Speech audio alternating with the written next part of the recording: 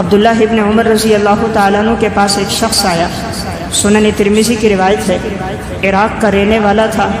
پوچھنے لگا کہ حضرت اگر کوئی حالت احرام میں مچھر کو مار دے تو اس پر کتنا دم لازم ہوتا ہے، اسے کتنا فدیہ دینا ہوگا؟ عبداللہ ابن عمر رضی اللہ تعالیٰ عنہ نے کہا، تم عراق والوں نے حضور کے نواسے کو شہید کر دیا، اس کے بارے میں پوچھنے نہیں آتے، اور ایک مچھر کو مارا ہے اس کے خون کے بارے میں پوچھنے آ رہے ہو۔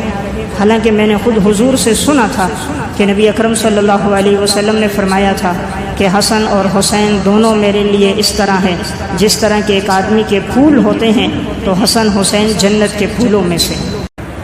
وَنَشْهَدُ أَن لَّا إِلَٰهَ إِلَّا اللَّهُ وَحْدَهُ لَا شَرِيكَ لَهُ وَنَشْهَدُ أَنَّ مُحَمَّدًا عَبْدُهُ وَرَسُولُهُ أما بعد فأعوذ بالله من الشيطان الرجيم بسم الله الرحمن الرحيم يا أيها الذين آمنوا استعينوا بالصبر والصلاة إن الله مع الصابرين ولا تقولوا لمن يقتل في سبيل الله أموات بل أحياء ولكن لا تشعرون وقال النبي صلى الله عليه وسلم الحسن والحسين سيدا شباب أهل الجنة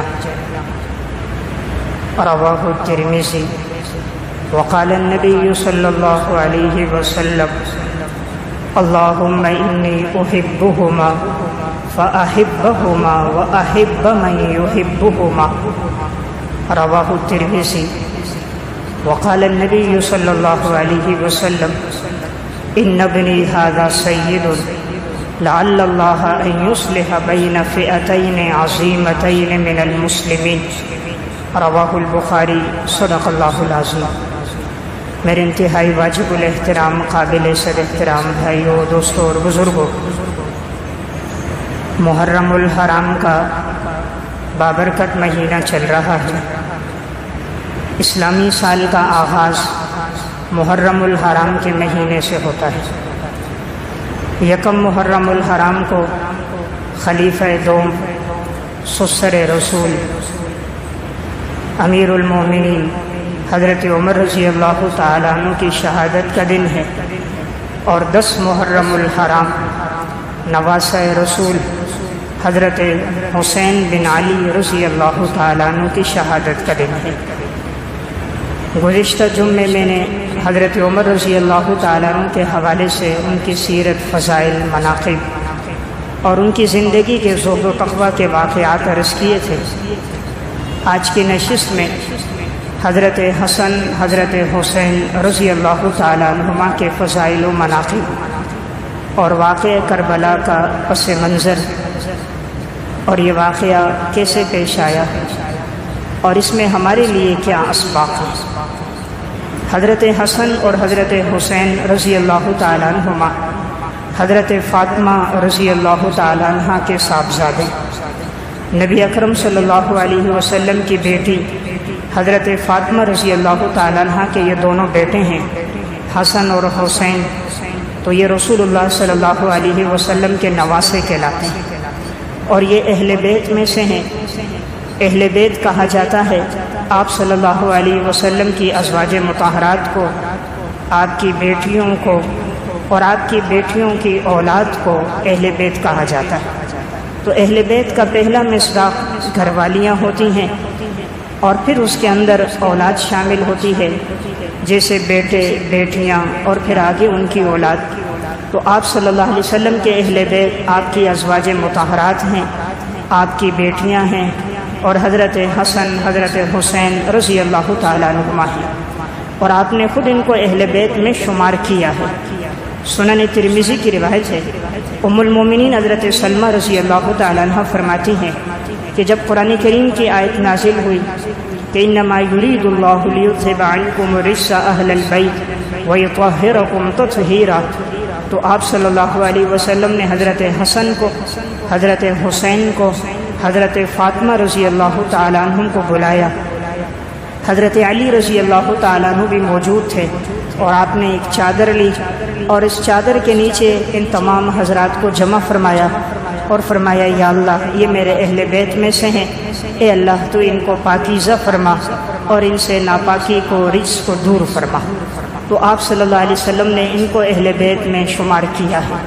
تو اس لیے اہل بیت میں حضور کے ازواج بنات بھی شامل ہیں، آپ کے نواسے بھی شامل ہیں۔ آپ صلی اللہ علیہ وسلم کو اپنے ان دونوں نواسوں سے بڑی محبت تھی۔ حضور نے ارشاد فرمایا الحسن والحسین سیدا شباب اہل الجنہ، جنت کے نوجوانوں کے سردار حسن اور حسین ہیں۔ سنن ترمذی اور سنن ابی داؤد کی روایت ہے، رسول اللہ صلی اللہ علیہ وسلم خطبہ دے رہے تھے، حضرت حسن اور حسین رضی اللہ تعالیٰ عنہما یہ دونوں مسجد میں آئے۔ اب اس وقت چونکہ بچے تھے تو انہوں نے سرخ دھاری دار لباس پہنا ہوا تھا، تو مسجد میں آتے کبھی گر جاتے، پھر دوڑتے ہوئے آتے، پھر گر جاتے۔ تو آپ صلی اللہ علیہ وسلم نے اپنا خطبہ چھوڑا، آپ گئے، ان دونوں کو اٹھایا اور اپنے سامنے لا کر بٹھایا اور فرمایا کہ اللہ رب العزت نے قرآن کریم میں بالکل سچ فرمایا، انما اموالکم و اولادکم فتنہ، انسان کا مال اور انسان کی اولاد اس کے لیے آزمائش ہے، کہ یہ میری اولاد ہے۔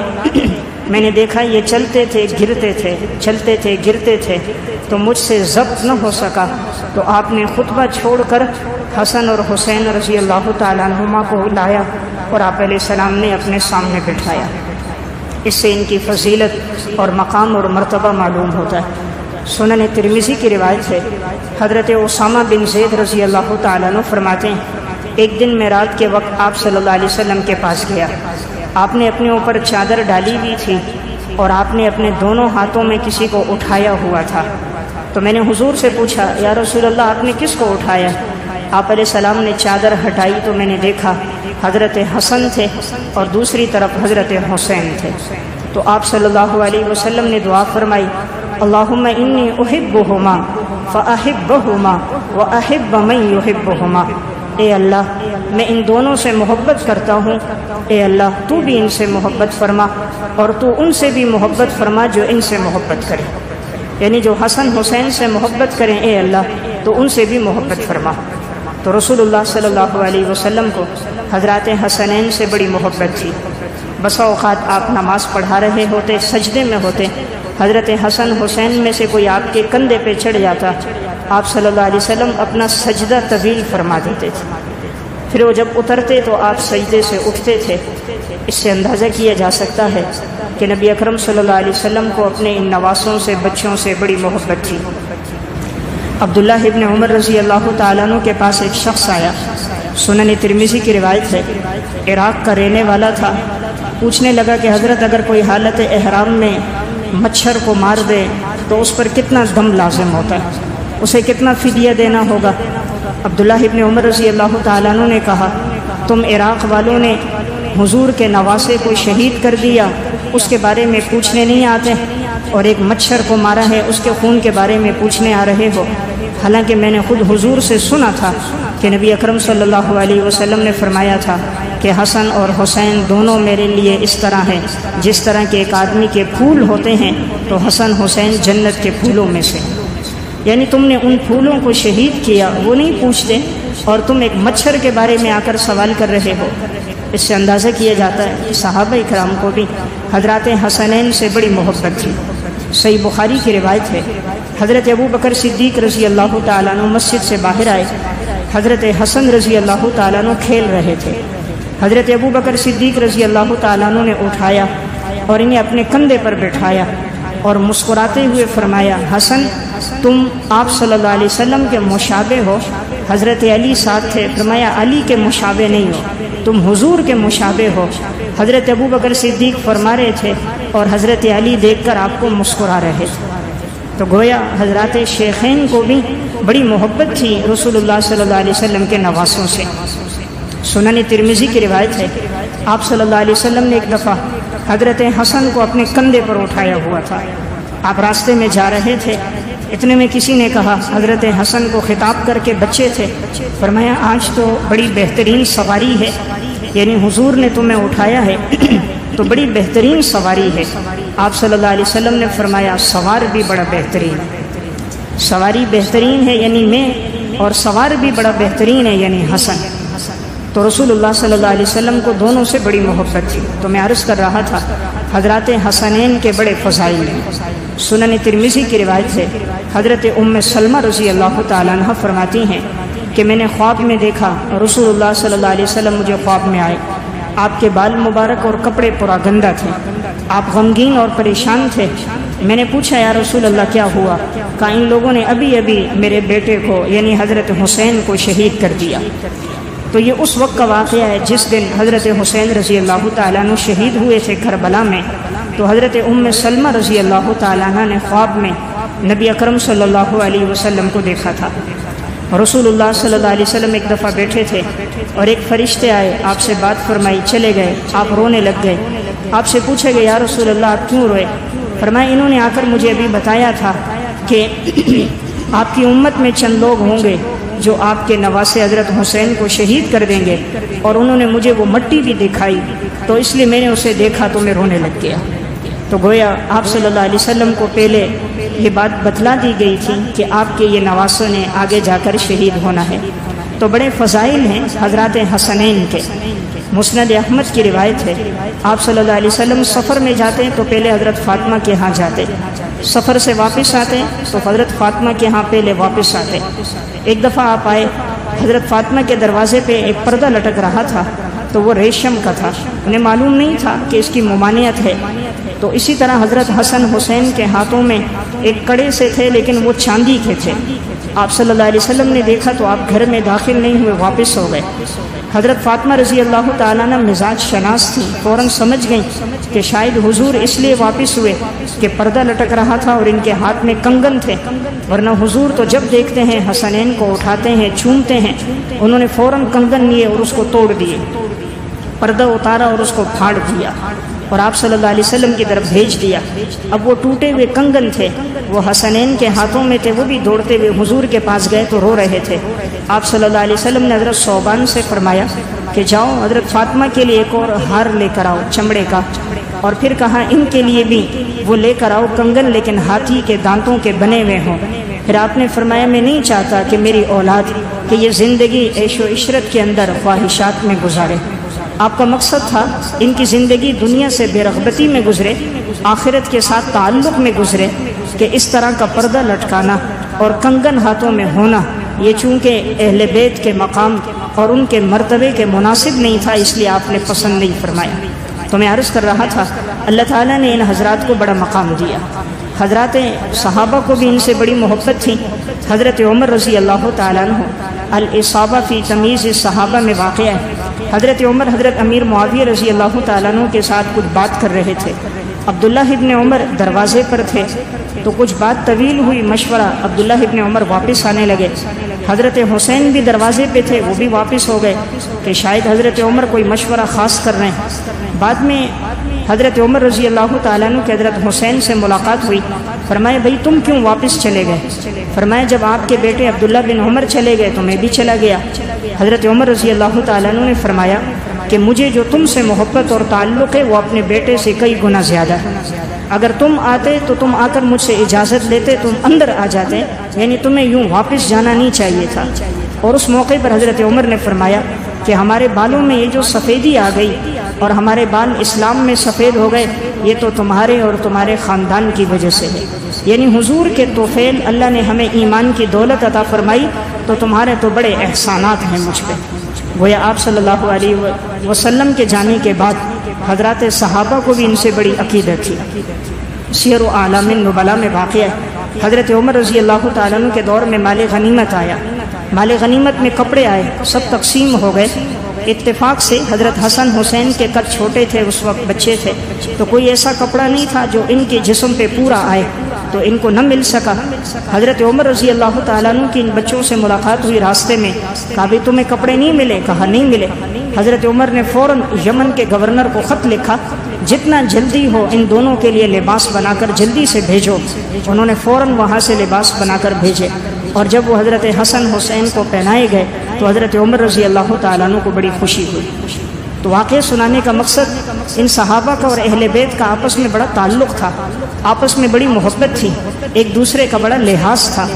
سیر و اعلام النبلاء میں امام الذہبی رحمہ اللہ لکھتے ہیں حضرت ابو ہریرہ رضی اللہ تعالیٰ عنہ اور حضرت حسین رضی اللہ تعالیٰ عنہ ایک جنازے میں شریک تھے۔ چلتے چلتے ان کے پاؤں پہ گرد و غبار لگ گیا۔ حضرت ابو ہریرہ رضی اللہ تعالیٰ عنہ نے اپنا کپڑا رومال لیا اور حضرت حسین کے پاؤں کو جھاڑنے لگ گئے، پاؤں سے گرد و غبار کو دور کرنے لگے۔ حالانکہ حضرت ابو ہریرہ کی عمر حضرت حسین سے زیادہ ہے، لیکن اہل بیت کے لوگوں کے ساتھ ایسی محبت اور تعلق تھی حضرات صحابہ اکرام کی۔ تو میں عرض کر رہا تھا، اللہ تعالیٰ نے حضرت حسن حسین کو ایک مقام عطا فرمایا۔ ان کا جو واقعہ پیش آیا، واقعہ کربلا، اس کے پیچھے ایک پس منظر یہ ہوا، تقدیر میں لکھا تھا اس واقعے کا وقوع ہونا تھا، لیکن اس کے پیچھے اسباب کے درجے میں ایک وجہ یہ پیش آئی کہ یہود چونکہ اسلام کے ازل سے دشمن ہیں، اس لیے ان کی کوشش تھی کہ مسلمانوں کو نقصان پہنچایا جائے، اور جب اسلام تیزی سے بڑھتا جا رہا تھا تو انہوں نے سوچا کس طرح ہم اسلام کو اور مسلمانوں کو نقصان پہنچائیں۔ آپ صلی اللہ علیہ وسلم جب ہجرت کر کے مدینہ آئے تھے، اس وقت یہود کے 3 بڑے قبیلے آباد تھے، بنو قریظہ، بنو نذیر، بنو قینقاع۔ یہ 3 قبیلے مدینہ میں آباد تھے۔ آپ صلی اللہ علیہ وسلم نے ان سے معاہدہ کیا تھا، تم ہم سے نہیں لڑو گے، ہم تم سے نہیں لڑیں گے، لیکن انہوں نے معاہدے کی پاسداری نہیں کی، ہمیشہ مشرکین کا ساتھ دیا اور مسلمانوں پر پیچھے سے وار کیا اور حملے کیے، نقصان پہنچائے۔ یہاں تک کہ انہیں یہودیوں نے، ایک عورت نے آپ علیہ السلام کو کھانے میں زہر بھی ملا کر دیا تھا، لیکن آپ کا معجزہ تھا کہ کھانے سے خود آواز آئی گوشت کی بوٹی سے کہ میرے اندر زہر ہے۔ آپ صلی اللہ علیہ وسلم فوراً رک گئے اور آپ نے تناول نہیں فرمایا۔ اسی طرح یہودی آپ کو ایک جگہ لے کر گئے، اوپر سے پتھر پھینکنے کا ارادہ تھا کہ بڑا پتھر پھینک دیا جائے، آپ کی شہادت ہو جائے، لیکن آپ کو وحی کے ذریعے اطلاع ہو گئی تھی۔ تو ان کی کوشش تھی کہ کسی طرح حضور کو، صحابہ کو نقصان پہنچایا جائے۔ آپ صلی اللہ علیہ وسلم نے ان یہودیوں کو مدینہ سے نکال کر خیبر میں آباد کر دیا، اور آپ نے ایک جملہ فرمایا تھا، اخرج الیہود من جزیرۃ العرب، ان یہودیوں کو جزیرہ عرب سے بھی باہر نکالنا۔ حضرت عمر رضی اللہ تعالیٰ عنہ کا جب دور خلافت آیا، انہوں نے یہودیوں کو جزیرہ عرب سے باہر نکال دیا۔ اب یہودیوں میں ایک شخص تھا عبداللہ بن سبا، اسے بڑی اسلام سے دشمنی تھی، مسلمانوں سے بھی، کہ بھئی یہ مذہب بڑھتا جا رہا ہے۔ حضرت عمر کے دور میں تو وہ اٹھا نہیں، اس لیے کہ حضرت عمر کا مزاج سخت تھا، کوئی فتنہ سامنے آتا وہ فوراً ہی اس کو دبا دیتے، اور اگر وہ باز نہ آتا تو قتل کر دیتے، جیل میں ڈال دیتے۔ اس لیے ان کے مزاج کی شدت کی وجہ سے اس 10 سالہ دور میں کوئی فتنے سامنے نہیں آئے، اور اسلام 22 لاکھ مربع میل پر پھیل گیا۔ حضرت عمر کے جانے کے بعد حضرت عثمان رضی اللہ تعالیٰ عنہ جب خلیفہ بنے، فتوحات بڑھتی گئیں، 35,36,000 مربع کلومیٹر پر اسلام پھیل چکا تھا۔ اب ان یہودیوں نے دیکھا، خصوصاً عبداللہ بن سبا نے، کہ اسلام تو بڑھتا جا رہا ہے، ہماری یہودیت مٹتی جا رہی ہے۔ انہوں نے سوچا مسلمانوں کو آپس میں لڑایا جائے۔ تو اس شخص نے دیکھا حضرت عثمان رضی اللہ تعالیٰ عنہ مزاج کے نرم تھے، تو یہ سب سے پہلے مصر گیا۔ مصر کے لوگوں میں جو نئے نئے مسلمان ہوتے ان میں جا کر بات کرتا۔ ہر نبی کا ایک نائب ہوتا ہے، اس کے جانے کے بعد وہ خلیفہ ہوتا ہے۔ حضور کے نائب حضرت علی ہیں، آپ کے جانے کے بعد خلافت حضرت علی کو ملنی چاہیے تھی، اس لیے کہ وہ حضور کے چچا زاد بھی ہیں، بچوں میں سب سے پہلے اسلام لے کر آئے، ان کے ساتھ حضور کا قریبی تعلق ہے۔ تو اس طرح اس نے چند لوگوں کا ذہن بنانا یوں شروع کر دیا۔ اب ایک کے پاس دوسرے کے پاس جاتا۔ حضرت عثمان رضی اللہ تعالیٰ عنہ کو خبر ملی، انہوں نے کہا اس کو شام سے ملک بدر کرو۔ وہاں سے نکالا گیا، مصر گیا، مصر سے عراق گیا، مختلف جگہوں میں جاتا اور یہ لوگوں کی ذہن سازی کرتا، یہاں تک کہ اس نے ایک جماعت بنا دی۔ اور پھر یہ آیا ذی الحجہ کے مہینے میں سن 35 ہجری میں مدینہ، اور حضرت عثمان رضی اللہ تعالیٰ عنہ سے مطالبہ کیے کہ آپ خلافت چھوڑ دو۔ حضرت عثمان نے فرمایا میں نہیں چھوڑ سکتا، اس لیے کہ آپ صلی اللہ علیہ وسلم نے فرمایا تھا کہ اللہ آپ کو خلافت کی قمیص پہنائے گا، اور آپ نے اس کو نہیں چھوڑا، اور آپ نے وہ قمیص نہیں اتارنی، تو حضرت عثمان نے خلافت نہیں چھوڑی۔ تو بڑی بے دردی کے ساتھ تقریباً 40 دن آپ کو بھوکا پیاسا رکھ کر پھر حضرت عثمان رضی اللہ تعالیٰ عنہ کی شہادت ہو گئی۔ حضرت عثمان کی شہادت کے بعد واقعہ جمل پیش آیا، جنگ صفین ہوئی۔ ان دونوں جنگوں کے اندر بھی یہی سبائی ٹولہ تھا، اور اس کی منشا یہ تھی کہ مسلمانوں میں آپس میں انتشار اور افتراق ہو اور وہ ایک جگہ جمع نہ ہو۔ یہاں تک کہ ان دونوں جنگوں کے ختم ہونے کے بعد حضرت علی رضی اللہ تعالیٰ عنہ کی جب شہادت ہوئی ہے 21 رمضان المبارک سن 40 ہجری میں، تو عبد الرحمن بن ملجم ایک خارجی تھا، اس نے یہ پلاننگ کی کہ میں حضرت علی رضی اللہ تعالیٰ عنہ کو شہید کروں گا۔ 3 خارجیوں نے منصوبہ بنایا تھا، ایک نے کہا میں حضرت امیر معاویہ کو، ایک نے کہا میں عمرو بن عاص کو۔ تاکہ یہ اسلام کے 3 جو بڑے صحابہ ہیں یہ ایک دن میں مارے گئے تو اسلام اور مسلمان کمزور ہو جائیں گے۔ تو اب یہ لوگ سب نے پلاننگ کی فجر کی نماز میں حملہ کرنے کا۔ حضرت علی رضی اللہ تعالیٰ عنہ جب نکلے تو یہ پیچھے چھپا تھا دروازے کے پیچھے۔ عبد الرحمن بن ملجم کے ہاتھ میں زہر آلود نیزہ اور تلوار تھی۔ اس نے حضرت علی رضی اللہ تعالیٰ عنہ پر اندھیرے میں پیچھے سے وار کر کے حملہ کیا۔ حضرت علی زخمی ہو گئے اور انہی زخموں میں حضرت علی کی شہادت ہو گئی۔ حضرت امیر معاویہ رضی اللہ تعالیٰ عنہ اس دن نماز کے لیے آئے، لیکن آپ کے ساتھ محافظ ہوتے تھے تو آپ محفوظ رہے اور ان کا وار آپ پہ نہ چل سکا۔ اور عمر بن عاص رضی اللہ تعالیٰ عنہ اتفاق سے اس دن کسی عذر کی وجہ سے نماز میں نہ آ سکے تو وہ بھی محفوظ ہو گئے۔ حضرت علی کی جب شہادت ہو رہی تھی، انہوں نے اپنے بیٹے حضرت حسن رضی اللہ تعالیٰ عنہ کو اپنا نائب بنایا۔ تو حضرت حسن کی خلافت آئی، 6 مہینے تک حضرت حسن رضی اللہ تعالیٰ عنہ خلیفہ رہے۔ اس کے بعد انہوں نے حضرت امیر معاویہ رضی اللہ تعالیٰ عنہ کے ہاتھ پر بیعت کر لی، اور آپ صلی اللہ علیہ وسلم کے وہ پیشن گوئی پوری ہو گئی۔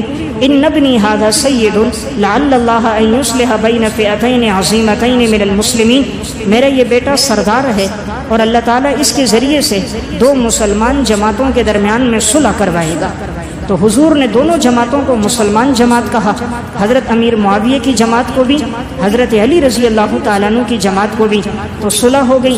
صلح کے بعد حضرت امیر معاویہ رضی اللہ تعالیٰ عنہ 19 سال تک خلیفہ رہے، اور آپ کی خلافت سن 41 سے شروع ہو کر سن 60 ہجری تک رہی۔ اور پھر اتنی فتوحات بڑی ہیں کہ حضرت امیر معاویہ کے دور میں 66 لاکھ مربع میل پر اسلام پھیل گیا، آدھی سے زیادہ دنیا فتح ہو گئی۔ اب اسلام تیزی سے پھیلتا جا رہا تھا۔ جب حضرت امیر معاویہ کے انتقال کا وقت قریب آیا، انہوں نے سوچا کہ میرے بعد خلیفہ کون ہو تاکہ امت میں دوبارہ انتشار نہ ہو جیسے پہلے انتشار تھا۔ تو انہوں نے بعض صحابہ اکرام اور بعض اہل رائے سے مشورہ لیا۔ تو حضرت مغیرہ بن شعبہ رضی اللہ تعالیٰ عنہ نے رائے دی کہ آپ اپنے بیٹے یزید کو خلیفہ بنا دیں۔ اس وقت تک یزید میں کوئی بات خلاف شرع نہیں تھی، یزید میں اس وقت کوئی بات ایسی نہیں تھی جو دین کے منافی ہو، یعنی اس کے کوئی گناہ یا کوئی منفی چیزیں نہیں تھی، بظاہر اس میں بالکل ٹھیک تھا، صوم و صلاۃ کو ادا کرنے والا تھا، کوئی بات خلاف شرع سامنے نہیں تھی۔ دونوں نے ایک نیک نیتی کے ساتھ مشورہ دیا تاکہ دوبارہ فتنہ سامنے نہ ہو جائے، امت میں انتشار سامنے نہ آئے۔ حضرت امیر معاویہ نے بھی اس لیے بنایا تھا کہیں ایسا نہ ہو کوئی اور خلیفہ بنے اور لوگ اس کے ہاتھ پر بیعت نہ کریں، تو جیسے پہلے انتشار تھا بعد میں نہ انتشار ہو جائے۔ تو حضرت معاویہ بھی خلیفہ بناتے وقت یہی بات سامنے تھی کہ بنو امیہ کے لوگ اور شام کے لوگ کسی اور کی بیعت پہ راضی نہیں ہوں گے، اس لیے کہ وہ بہت بڑی جماعت ہے اہل شام کے لوگ۔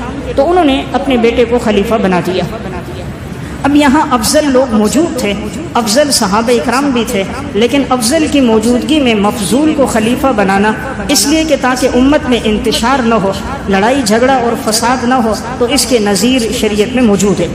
حضرت معاویہ نے جب پہلا خطبہ دیا تھا تب بھی یہ بات فرمائی تھی کہ میں نے صرف اس لیے بنایا کہ اس سے امت میں انتشار نہ ہو، تو ان کا مقصد معاذ اللہ کوئی اور نہیں تھا۔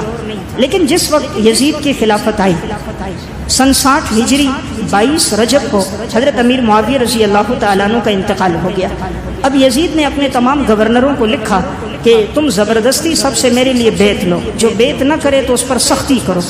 اس وقت کوفہ کے اندر جو گورنر تھے وہ نعمان بن بشیر رضی اللہ تعالیٰ عنہ تھے، بصرہ میں گورنر عبید اللہ بن زیاد تھے، اور مدینہ میں گورنر ولید بن عتبہ تھے۔ تو اس نے سب کو لکھا کہ تم بیعت لو۔ اب لوگ بیعت کر رہے تھے، لیکن مدینہ میں جو کبار صحابہ تھے ان میں بڑے صحابہ عبداللہ بن عباس، عبداللہ بن عمر، عبداللہ بن زبیر، حضرت حسین رضی اللہ تعالیٰ عنہم، ان حضرات نے ابتدا میں بیعت نہیں کی۔ بعد میں انہوں نے تو بیعت کر لی، لیکن حضرت عبداللہ بن زبیر نے جو حضرت ابو بکر صدیق کے نواسے ہیں، اور حضرت حسین جو آپ صلی اللہ علیہ وسلم کے نواسے ہیں، انہوں نے بیعت نہیں کی، اور پھر یہ رات کے وقت وہاں مدینہ سے نکل کر مکہ چلے آئے۔ مکہ جب یہ پہنچ گئے یزید کو ادھر پتہ چلا کہ انہوں نے بیعت نہیں کی، تو یزید نے وہاں سختی سے پیغام دیا کہ ان سے زبردستی بیعت لو۔ اب چونکہ مکہ میں وہ دن حج کے شروع ہو گئے تھے، جس وقت حضرت حسین عبداللہ ابن زبیر مدینہ سے نکل کر مکہ آئے ہیں تو اس وقت شعبان کا مہینہ تھا، اور یہ 4 شعبان کو وہاں پہنچے ہیں۔ تو اب آگے رمضان کا مہینہ آ گیا، اور اس کے فوراً بعد شوال سے حجاج کے قافلے آنا شروع ہو گئے، اس لیے اس وقت تو اس نے کوئی حکم نہیں دیا۔ جب حجاج کرام کے قافلے اب واپس جانے لگے، ادھر سے اہل کوفہ کو پتہ چلا، انہوں نے خطوط لکھے حضرت حسین رضی اللہ تعالیٰ عنہ کو آپ آئیں ہم آپ سے بڑی محبت رکھتے ہیں، ہم کوفہ میں آپ کو اپنی خلافت دیں گے، ہم چاہتے ہیں اہل بیت کے ساتھ ہمارا تعلق ہو۔ تو خطوط اتنی کثرت سے لکھے گئے کہ بوریاں بھر بھر کے خطوط بھیجے گئے، اور بعض مورخین نے لکھا ہے کہ 18,000 خطوط لکھے گئے۔ جو بھی وہاں سے قافلہ آتا تو بوریوں میں خطوط ہوتے، حضرت حسین تک پہنچائے جاتے مکہ میں کہ آپ جلدی آئیں، لوگ انتظار میں ہیں آپ کے ہاتھ پر بیعت کرنے کے لیے۔ جب خطوط کی اتنی کثرت ہوئی، عبداللہ بن زبیر انہوں نے مکہ کے اندر اپنی خلافت قائم کر دی۔ تو اب حضرت حسین صرف اس نیت سے کہ لوگ محبت کرتے ہیں، مجھے بلا رہے ہیں، تو حضرت حسین رضی اللہ تعالیٰ نے جانے کا ارادہ کیا۔ عبداللہ بن عمر کے پاس مشورے کے لیے آئے۔ عبداللہ بن عمر رضی اللہ تعالیٰ نے فرمایا کہ آپ مت جاؤ، اس لیے کہ یہ لوگ بے وفا ہیں، آپ کے والد سے بھی وفا نہیں کی، آپ کے بھائی سے بھی نہیں کی، تو میرا مشورہ ہے کہ آپ نہ جاؤ، اگر آپ جاؤ تو آپ اپنے بچوں کو مت لے کر ساتھ جاؤ۔ حضرت حسین نے فرمایا انہوں نے خطوط مجھے بڑی کثرت کے ساتھ لکھے، تو شاید یہ مجھ سے اور اہل بیت سے بڑی محبت کرتے ہیں۔ حضرت حسین رضی اللہ تعالیٰ عنہ نے جانے کا ارادہ کر دیا۔ ان کے سامنے مشورہ آیا کہ پہلے آپ کسی کو بھیجو کہ وہ حالات جان لیں، تو انہوں نے اپنے چچا زاد مسلم بن عقیل کو بھیجا کہ تم جا کر کوفہ کے حالات دیکھو کیسے ہیں، اگر حالات سازگار ہیں، لوگ واقعی مجھے چاہتے ہیں، محبت والے ہیں، تو میں اپنے بچوں کو، اہل و عیال کو لے کر کوفہ پہنچتا ہوں۔ مسلم بن عقیل یہاں سے روانہ ہوئے اور کوفہ پہنچے۔ جب پہلے دن پہنچے تو 18,000 افراد نے ان کے ہاتھ پر بیعت کی، اور مسلسل جوگ در جوگ لوگ آ رہے تھے، قافلوں کے قافلے آ رہے تھے کہ ہم آپ کے ساتھ ہیں، آپ حضرت حسین کو یہاں بلائیں، ہماری نئی نسل چاہتی ہے اہل بیت کو ہم دیکھیں۔ حضرت مسلم بن عقیل نے دیکھا کہ حالات اچھے ہیں، لوگوں کی محبت ہے، لوگ اتنی کثرت سے آ رہے ہیں، انہوں نے یہاں سے خط لکھ دیا کہ حضرت آپ آئیے، حالات ٹھیک ہیں۔ اب یہ خط حضرت حسین کو جیسے پہنچا، اس دور میں ٹیلی فون کا نظام تو تھا نہیں کہ لمحے لمحے کی خبر آئی، قاصد لے کر خط پہنچا۔ حضرت حسین اپنے گھر والوں، اپنے بچوں، چچا زاد کو لے کر نکلے، تو ان میں تقریباً 72 آدمی اہل بیت کے تھے۔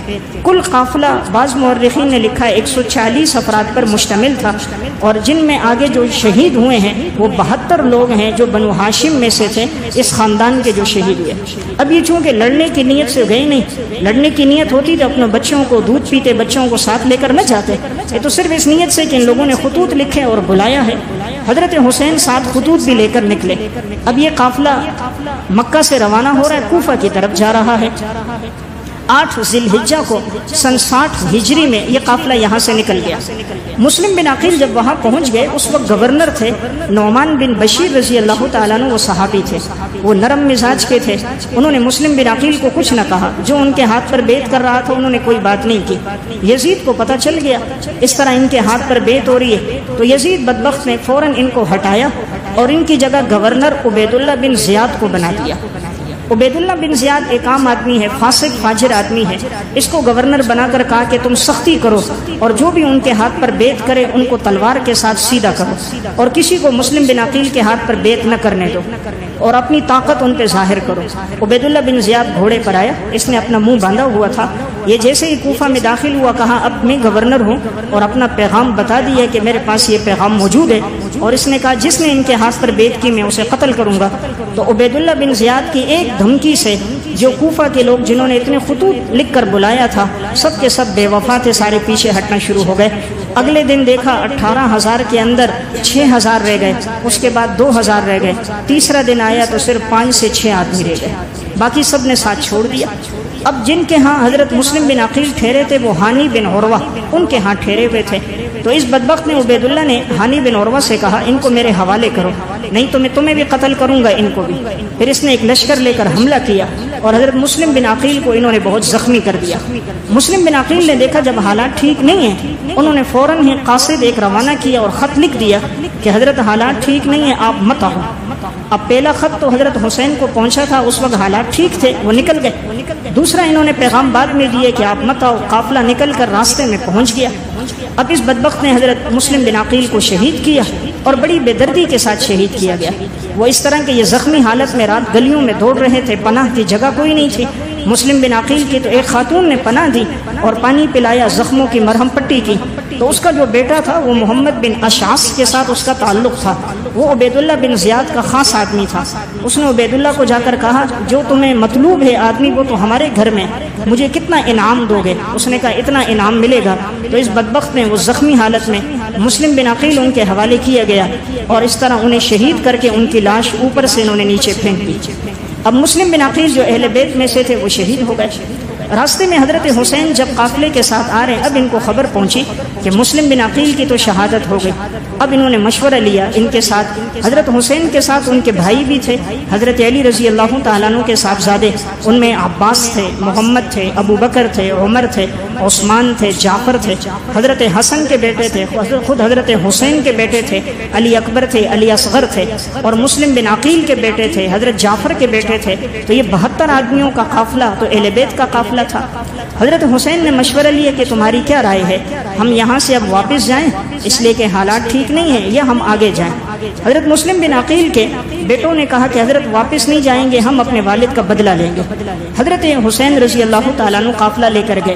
مختصر یہ کہ قافلہ جب اس مقام پہ پہنچا جس جگہ کا نام کربلا ہے، تو وہاں پر عبید اللہ بن زیاد نے پہلے لشکر دیا حر بن یزید کو، 1000 افراد کا لشکر لے کر وہ آیا، اور پیچھے سے عمر بن سعد، اس کے بعد 4000 افراد کا لشکر لے کر ہی آیا۔ ہر قسم کے ہتھیار ان کے پاس موجود ہیں۔ اہل بیت کے تو 72 آدمی ہیں، جن میں بچے بھی ہیں، بچیاں بھی ہیں، عورتیں بھی ہیں، اور وہ لڑنے کے ارادے سے تو آئے نہیں، انہوں نے خطوط لکھ کر خود بلایا تھا۔ حضرت حسین جب وہاں پر پہنچے اور یہ سامنے اتنا بڑا لشکر جو لڑنے کے لیے بالکل تیار، عبید اللہ بن زیاد بدبخت نے حکم دیا تھا کہ ان کو اندر داخل نہیں ہونے دینا، اور جب تک یہ میرے ہاتھ پر بیعت نہ کریں۔ تو پھر حضرت حسین رضی اللہ تعالیٰ عنہ سے مطالبہ کیا گیا آپ ان کے ہاتھ پر بیعت کریں عبید اللہ کے۔ حضرت حسین رضی اللہ تعالیٰ عنہ نے فرمایا تھا میں اس فاسق کے ہاتھ پر بیعت نہیں کر سکتا، وہ نواسے رسول میں سے تھے، ان کا مقام مرتبہ بہت بلند تھا، کیا مجال تھی ابن مرجانہ کی جو یہ کہتا کہ میرے ہاتھ پر حضرت حسین بیعت کریں۔ حضرت حسین نے فرمایا میں شہید ہو جاؤں گا، اس فاسق آدمی کے ہاتھ پر بیعت نہیں کروں گا۔ حضرت حسین نے اس موقع پر 3 باتیں سامنے رکھی جو اہل سنت کتب روافض دونوں میں۔ پہلی بات تھی یا تو مجھے واپس جانے دو، میں جہاں سے آیا میں وہیں واپس چلا جاتا ہوں مدینہ، یا نمبر 2 مجھے سرحد پہ جانے دو کہ میں دشمنوں کے ساتھ لڑوں، کفار سے لڑوں، یا نمبر 3 مجھے یزید کے پاس جانے دو، میں اپنا معاملہ خود اس کے ساتھ رکھوں گا، میں تم سے لڑنا نہیں چاہتا۔ پھر حضرت حسین نے وہ بوریاں کھولی اور سارے خطوط نکالے اور ایک ایک خط لے کر پڑھتے تھے، فلاں سردار نے لکھا، فلاں نے خط لکھا، فلاں نے لکھا، کہا تم لوگوں نے خطوط لکھ کر مجھے خود بلایا اور اب ظالموں تم لوگ لڑنے کے لیے سامنے آ گئے ہو۔ اب ان کوفیوں نے دیکھا کہ اتنے سارے خطوط ہیں حضرت حسین کے پاس، اگر یہ خطوط عبید اللہ بن زیاد کو پتہ چل گئے یا یہ خطوط یزید تک پہنچے وہ تو ہمیں نہیں چھوڑے گا کہ تم نے خطوط لکھ کر بلایا۔ تو انہوں نے چاہا کسی طرح خطوط بھی ضائع ہو جائیں اور حضرت حسین اور ان کو بھی شہید کر دیا جائے تاکہ ہمارے یہ ثبوت وہاں نہ پہنچے۔ حضرت حسین نے پھر آخری خطبہ دیا، محرم الحرام کا مہینہ شروع ہو گیا، عبید اللہ بن زیاد ظالم نے کہا ان کا پانی بند کر دو۔ اب جہاں سے پانی لیتے تھے وہاں پر انہوں نے لشکر مقرر کر دیا، کوئی پانی لے کر آتا مٹکے میں تیر مارتے تو مٹکا ٹوٹ جاتا، پانی گر جاتا، تو قافلے تک پانی نہیں پہنچتا تھا۔ اس طرح 3 دن ایسے گزرے ہیں کہ بالکل پانی نہیں پہنچا۔ بعض تاریخی روایات میں 10 دن کا تذکرہ ہے، اکثر مورخین نے 3 دن کا ذکر کیا ہے کہ 3 دن تک انہوں نے پانی پہ قبضہ رکھا اور پانی نہیں چھوڑا۔ پھر حضرت حسین کا وہ آخری خطبہ تھا جو انہوں نے دیا، جو البدایہ میں اور بہار الانوار دونوں میں ہے۔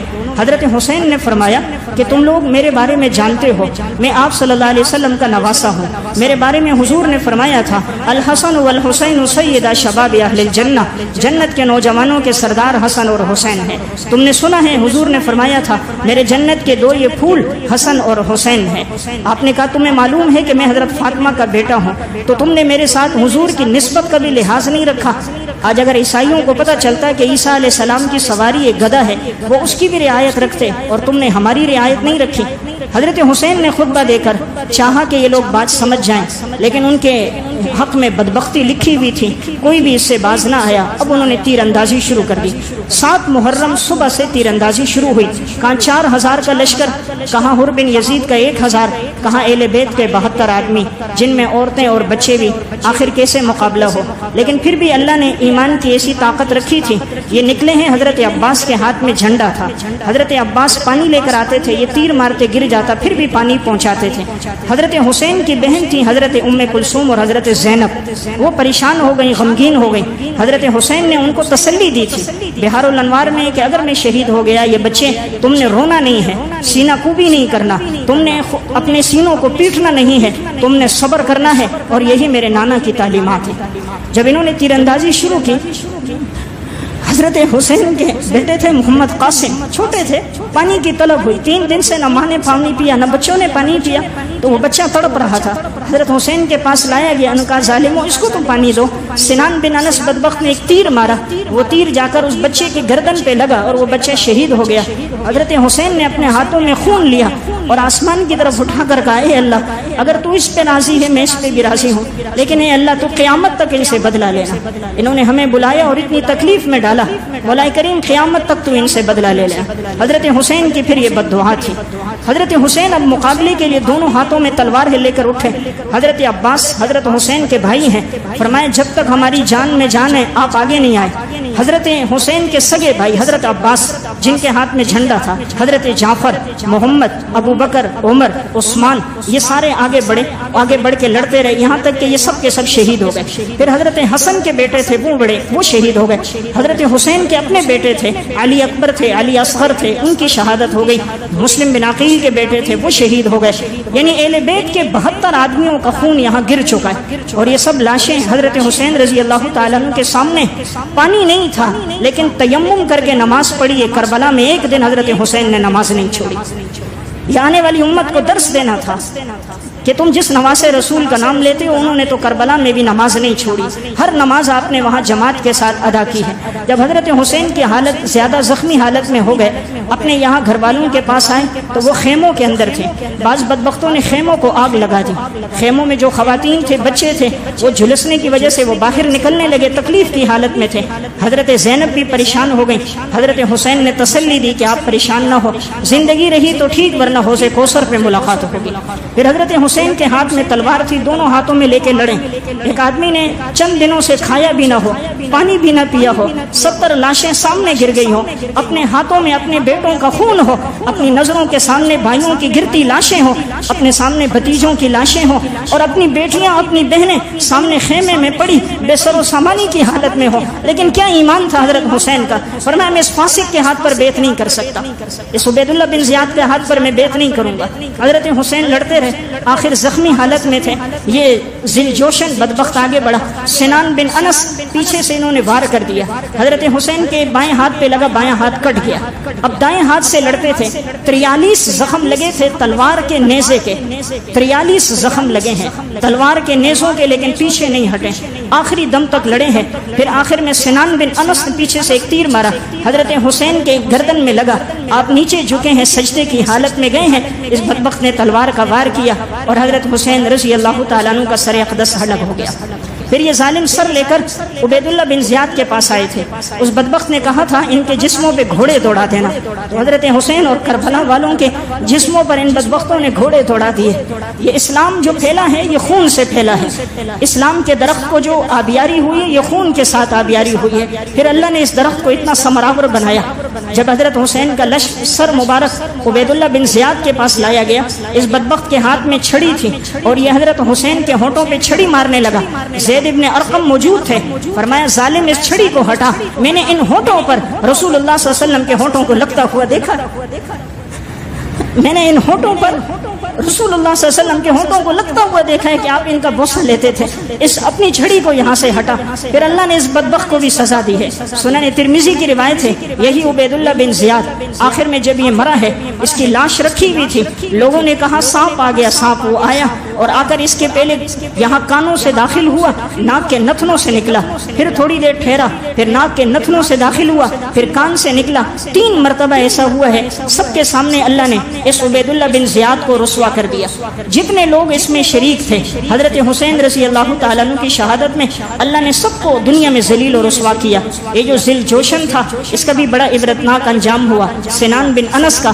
اس کے بعد جب مختار بن ابی عبید ثقفی کا دور آیا، اس نے ان کو لایا، گدھے کی کھالوں میں لپیٹا اور ان کو جلایا، جلا کر جھلسا دیا، کسی کو بھی باقی نہیں چھوڑا، جتنے تھے سب کو اللہ نے دنیا میں یہ سزائیں دے دی۔ حضرت حسین رضی اللہ تعالیٰ عنہ کی یہ شہادت اور کربلا میں اہل بیت کا یہ خون ہم سب کے لیے درس ہے اسلام کی آبیاری اور قربانی کے لیے۔ اگر انسان کو اپنی اولاد کا نذرانہ دینا پڑے تو وہ پیچھے نہ ہٹے۔ امت میں اس سے مقدس خون کوئی نہیں تھا، لیکن وہ بھی اسلام کے لیے بہا ہے، اور ایک دن میں نہیں، ایک دو آدمیوں کا نہیں، 72 آدمیوں کا یہ خون بہا ہے۔ اس میں ہمارے لیے درس ہے کہ ہم ان کے مقام مرتبے کا بھی لحاظ رکھیں، صحابہ سے بھی محبت ہو۔